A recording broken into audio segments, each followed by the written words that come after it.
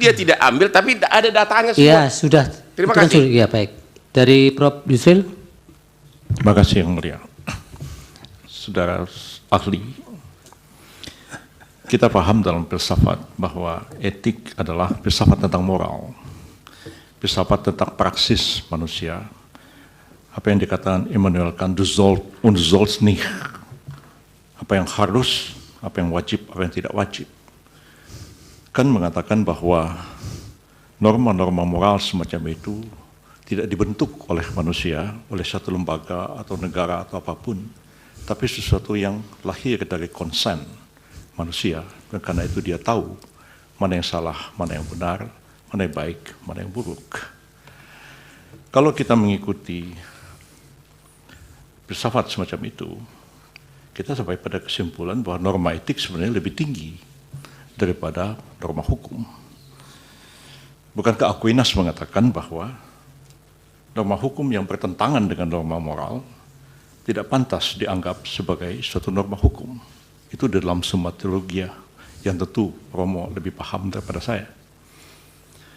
Pertanyaannya, pada sisi lain kita mengenal teori tentang hierarki perundang-undangan, hierarki norma di dalam hukum itu sendiri.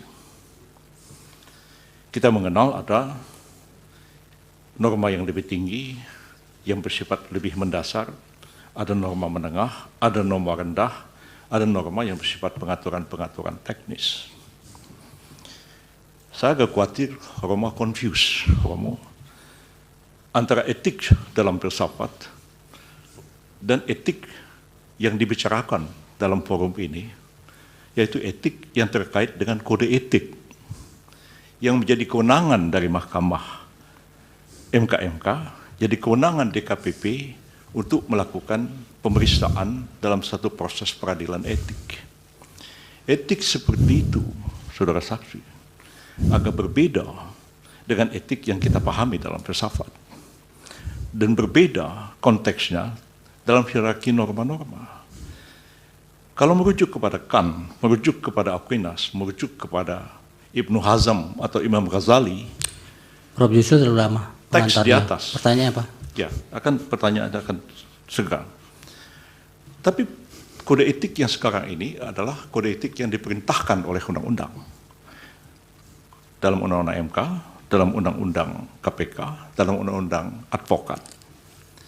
Dan itulah yang diadili, yang dijadikan dasar mengadili pelanggaran kode etik.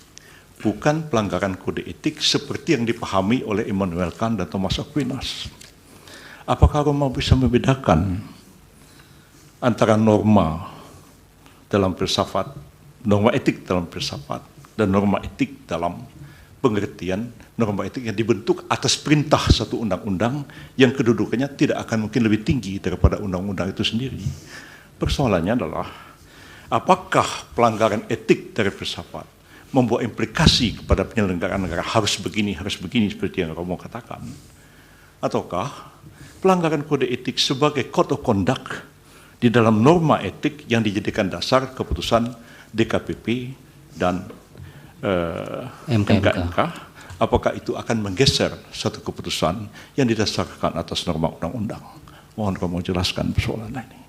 Baik, dari Bawaslu ada pertanyaan? Dari Hakim yang mulia Prof. Arief, silakan Prof. Baik, terima kasih Yang Mulia Ketua.